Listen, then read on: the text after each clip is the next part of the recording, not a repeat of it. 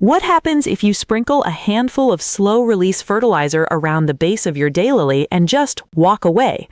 No daily watering in, no guesswork, no babysitting. Does your daylily explode into more blooms than you've ever seen, or does something else happen underneath the soil that most gardeners never notice until it's too late? By the end of this video, you'll know exactly what's happening beneath those green leaves and whether this simple trick is the secret your daylilies have been waiting for. Before we dig into this, hit that subscribe button and tap the bell, because every week I break down exactly what's happening inside your plants when you feed, water, or treat them, so you're never just guessing in the garden. All right, let's get into it. Let's talk about what's actually inside a bag of slow-release fertilizer, because once you understand this, everything else in this video is going to click into place. Slow-release fertilizer isn't just one thing, it's a collection of small coated granules or prills, and each one is like a tiny time capsule of plant nutrition. The outer layer is usually a polymer or sulfur coating, and that coating is the whole secret to how this product works. Instead of dissolving instantly like a liquid feed or a quick powder, water slowly seeps through microscopic pores in that coating, dissolves a little bit of nutrient inside, and lets it leach out gradually over weeks or even months. Think of it like a tea bag steeping in hot water. The flavor doesn't rush out all at once. It releases little by little the longer it sits. Now, what's actually inside those granules? Most slow-release fertilizers are built around 3 core macronutrients, commonly shown on the bag as an NPK ratio. First is nitrogen. This is usually in the form of urea or ammonium compounds, and its job is to fuel green, leafy growth. Nitrogen is a core building block of chlorophyll, the pigment that lets your plant photosynthesize and turn sunlight into energy. Without enough nitrogen, growth stalls and leaves turn pale. Second is phosphorus, typically supplied as some form of phosphate. Phosphorus is heavily involved in root development and in the energy transfer systems inside plant cells.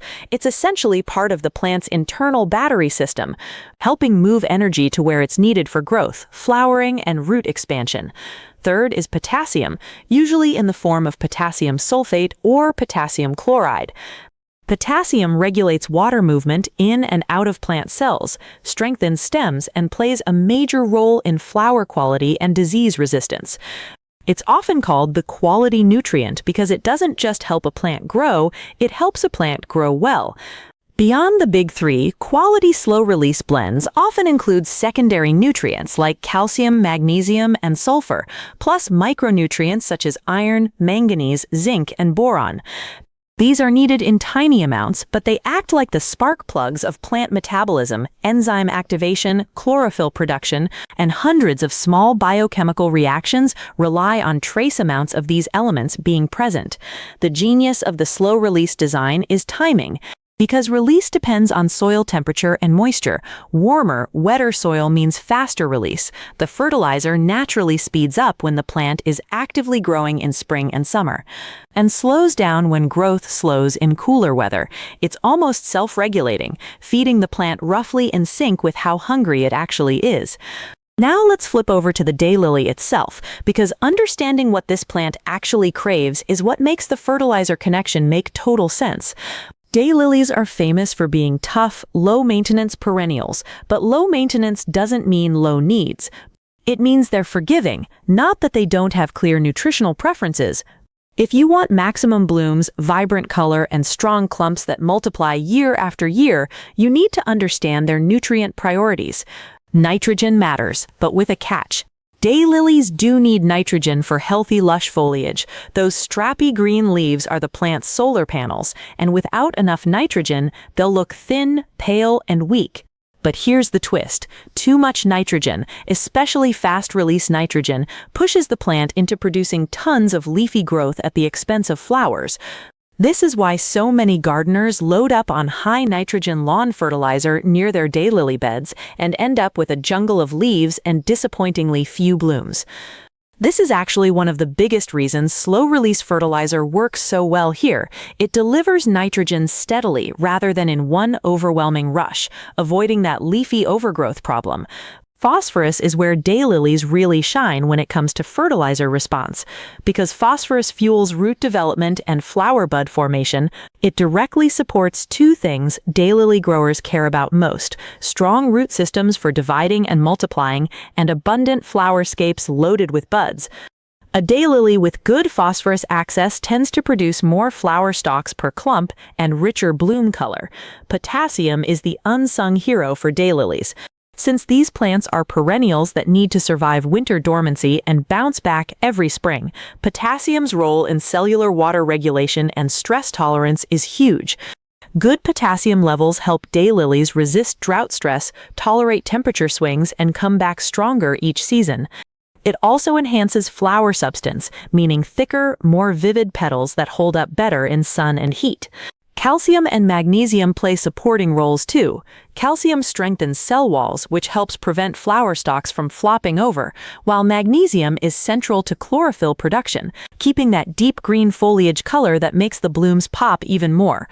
Micronutrients like iron and manganese matter more than people realize, especially in alkaline soils where daylilies can sometimes show slight yellowing between leaf veins, a classic sign of iron deficiency. A well-rounded slow-release fertilizer with trace minerals built in helps prevent this before it ever becomes visible.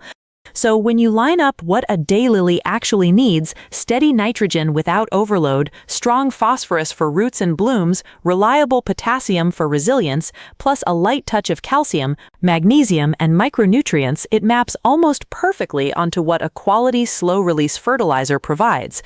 That's not a coincidence. That's exactly why this pairing works so well for daylily growers. When used correctly, slow-release fertilizer can genuinely transform a daylily bed. You'll typically see thicker foliage, more flower scapes per plant, larger and more vibrant blooms, stronger root systems that lead to faster clump multiplication, and better overall resilience through heat waves and dry spells.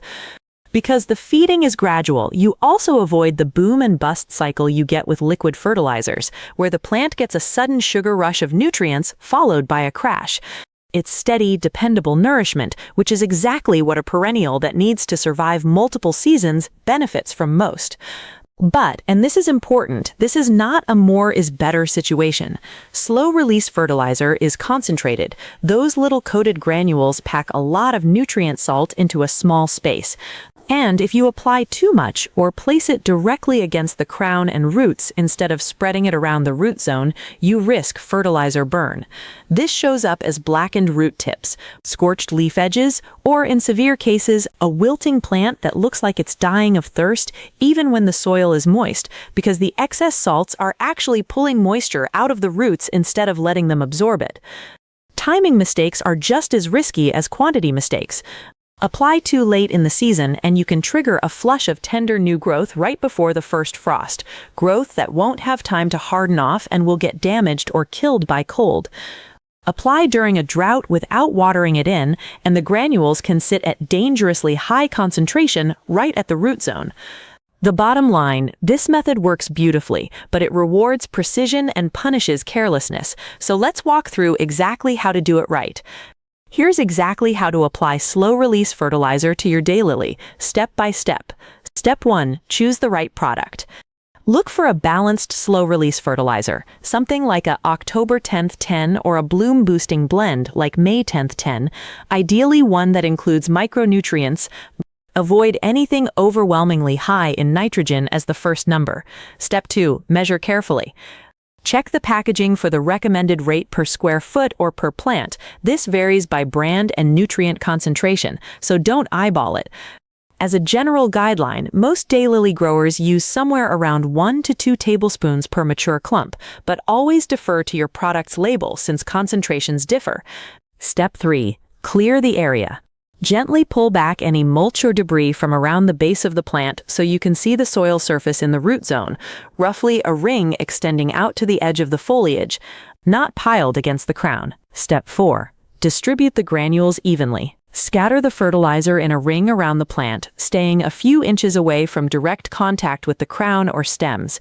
Avoid dumping it in one spot. Even distribution prevents concentrated salt pockets that can burn roots. Step 5. Work it lightly into the soil. Using a hand cultivator or your fingers, gently scratch the granules into the top inch or two of soil. This helps hold them in place and gets them closer to the active root zone without digging deep enough to damage roots.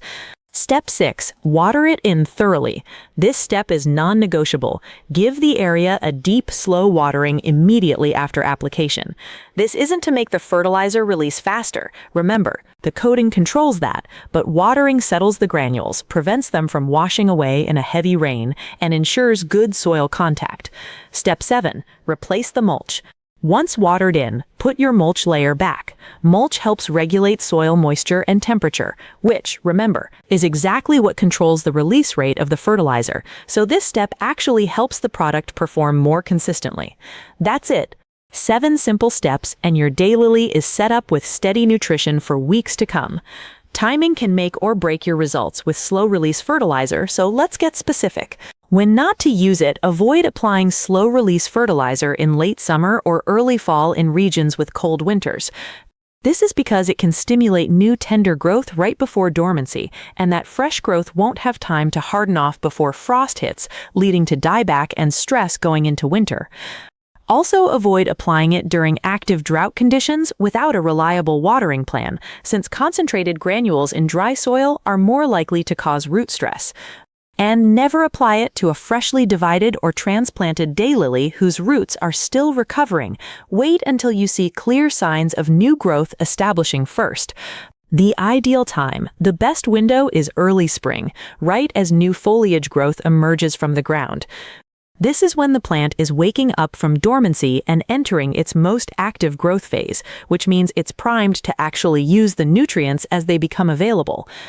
A second, lighter application after the first flush of blooms fades can help support a strong root system heading into the following season, especially for reblooming daylily varieties. Reapplication frequency. Most slow-release formulas are engineered to last somewhere between 2 and 4 months, depending on the coating type and your local soil temperature and rainfall. As a general rule, one application in early spring is often enough to carry a daylily through its main blooming period. If you want to support a second bloom flush or prepare the plant for winter root storage, a second application in early to midsummer works well. Just make sure it's finished releasing well before that fall cutoff window we talked about. Always check your specific product's release duration on the packaging, since formulas vary quite a bit between brands. So how long until you actually see something happening? Because slow-release fertilizer works gradually, don't expect overnight miracles, but the changes, when they come, are worth the wait.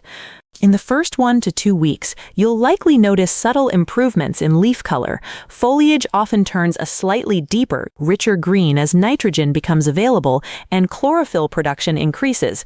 By 3 to 4 weeks, you should start seeing more vigorous growth overall, taller foliage, thicker fans. If you're applying during bud formation season, you may notice more flower scapes emerging than in previous years. By the 6 to 8 week mark, this is typically when the real payoff shows up. Larger blooms with richer color saturation, sturdier flower stalks that stand upright even after rain, and noticeably more buds per scape. Many growers report their daylily clumps looking fuller and more alive by this stage, almost like the plant found a second gear. By the end of the growing season, the compounding effect becomes clear in the root system. Better-fed plants tend to divide and multiply more vigorously, meaning next year's clump could be noticeably larger than it would have been without that steady nutrient support. And that's the full story of what really happens when you add slow-release fertilizer to your daylily. Steady, science-backed nutrition that, when timed and measured correctly, can turn a good daylily bed into a genuinely spectacular one. The key takeaway? Precision beats guesswork every single time in the garden. If this video helped you understand your daylilies a little better, do me a favor and hit that subscribe button, turn on notifications, and drop a comment letting me know what plant you want me to break down next. There are so many more of these hidden in plain sight gardening secrets coming your way, and I'd love for you to be here for all of them. Thanks for watching, and I'll see you in the next one.